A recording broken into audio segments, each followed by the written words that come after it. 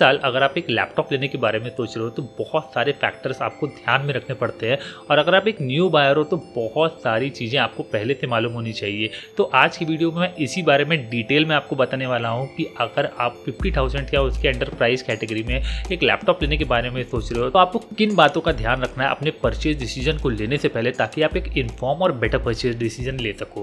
तो चलिए फटाफट से वीडियो को स्टार्ट करते हैं। सबसे पहले जो है मुझे लगता है कि आपको पता होना चाहिए कि आपका नीड या रिक्वायरमेंट क्या है एक लैपटॉप लेने से पहले। मतलब आप लैपटॉप अगर ले रहे हो तो आप किस पर्पज से उसको ले रहे हो। तो बेसिकली मैंने दो मेन ग्रुप्स में इसको डिवाइड किया है।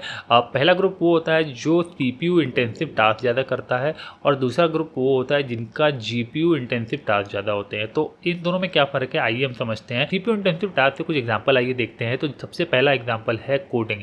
अगर आप कोडिंग वगैरह करते हो, सॉफ्टवेयर डेवलपमेंट करते हो, तो ये बहुत ज़्यादा CPU पे लोड डालती है। इसके बाद आते हैं हमारे कुछ स्टूडेंट्स लोग जो असाइनमेंट्स करते हैं, ऑफिस पे काम करते हैं, या फिर ऑफिस वर्किंग एम्प्लॉयज़ जिनको पावर पॉइंट प्रेजेंटेशंस बनाने पड़ते हैं, लंबे लंबे एक्सेल्स पे काम करने पड़ते हैं, या फिर उनके किसी कस्टम सॉफ्टवेयर पे भी काम करने पड़ते हैं। जैसे कि अकाउंटिंग में टैली वगैरह पे आप काम करते हो, सैप पे काम कर सकते हो, या फिर आप अगर शेयर मार्केट पे भी काम करते हो तो वो सारे सॉफ्टवेयर जो कस्टम सॉफ्टवेयर्स भी होते हैं, या फिर जो ब्राउज़र बेस्ड सॉफ्टवेयर्स होते हैं, वो सारे सॉफ्टवेयर CPU पे बहुत हैवी लोड डालते हैं। और यहाँ पे CPU आपका अगर अच्छा होगा तो आपको बेटर जो है यहाँ पे एक्सपीरियंस देखने को मिलेगा। और सेकेंड कैटेगरी है जिनका GPU इंटेंसिव ज़्यादा काम रहता है। उनमें आते हैं हमारे वीडियो एडिटर्स, फोटो एडिटर्स, और अगर आपका कोई एनिमेशन वगैरह का काम है तो ब्लेंडर पे आप काम कर सकते हो। अगर डिज़ाइनिंग वगैरह पे काम है तो आप किसी डिज़ाइनिंग सॉफ्टवेयर जैसे CAD वगैरह पे भी आपको काम करना पड़ सकता है। कि यहाँ पे अगर CPU थोड़ा कम भी परफॉर्म करेगा और अगर डेडिकेटेड GPU रहेगा तो ये सारे टास्क ज़्यादा बेटर होंगे।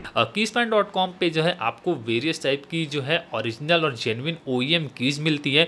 आप इसकी वेबसाइट पे जा कर के बहुत सारी जो है कीज़ चेकआउट कर सकते हो, जैसा कि Windows 10 की, Windows 11 की और MS ऑफिस की भी है। मैंने सारे डिस्काउंट कूपन और कॉम्बो पैक जो है डिस्क्रिप्शन ऑफ द वीडियो में लिंक कर दिए हैं। आप जरूर से डिस्काउंट कूपन लगा करके इन सारे ऑफर्स को चेकआउट करो। डेडिकेटेड GPU वाले लैपटॉप के साथ एक बहुत बड़ा कैविएट आता है, और वो होता है उनका वेट। जितने भी डेडिकेटेड GPU वाले लैपटॉप होते हैं वो कंपैरेटिवली नॉन GPU वाले लैपटॉप से थोड़े ज़्यादा हैवी होते हैं, क्योंकि ऑब्वियसली उसमें एक अलग से GPU लगा हुआ है। यूजुअली इनका जो वेट होता है वो अराउंड 2.2 से 2.5 किलोग्राम के बीच में होता है। ओवरऑल साइज भी इनकी थोड़ी बल्की होती है कंपैरेटिवली, जिसमें स्लिम लैपटॉप होते हैं उनसे। यूजुअली जो स्लिम लैपटॉप्स होते हैं 1.5 से 1.8 किलोग्राम से होते हैं, और इनको रखना और थोड़ा सा यूज़ करना भी थोड़ा ईजी होता है। और यहाँ पे बैटरी लाइफ भी जो है आपको थोड़ा ध्यान देना होगा, क्योंकि स्लिम लैपटॉप्स की बैटरी थोड़ी ज़्यादा बेटर होती है।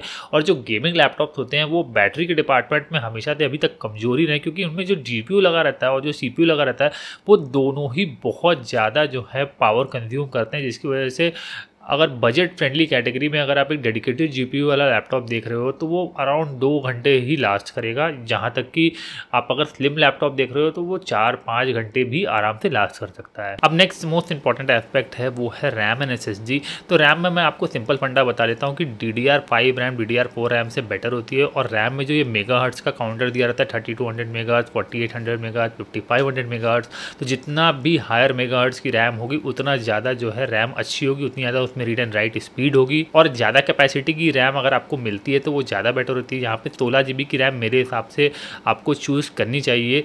अगर 8 GB मिल रही तो ठीक है, लेकिन मेरा प्रेफरेंस रहता है कि मिनिमम 16 GB की रैम मिले। जहाँ तक SSD की बात करें तो Gen 4 बेस SSD ज़्यादा बेटर होती है Gen 3 बेस SSD से। और कैपेसिटी की जहाँ तक बात करें तो 512 GB की SSD मेरे हिसाब से बेयर मिनिमम हो गया आज की डेट में। 512 GB से अगर आप नीचे अगर लैपटॉप ले लेते हो तो आपको स्टोरेज वगैरह में आगे चल के कन्फर्म दिक्कत आने वाली, क्योंकि प्रोग्राम्स वगैरह इंस्टॉल होने के बाद काफ़ी स्पेस खाते हैं। तो अगर 50,000 की प्राइस कैटेगरी में आप देख रहे हो तो मेरे हिसाब से i3 का 13 जनरेशन 1335U जो है बहुत ही बेहतरीन CPU आपको मिल जाएगा।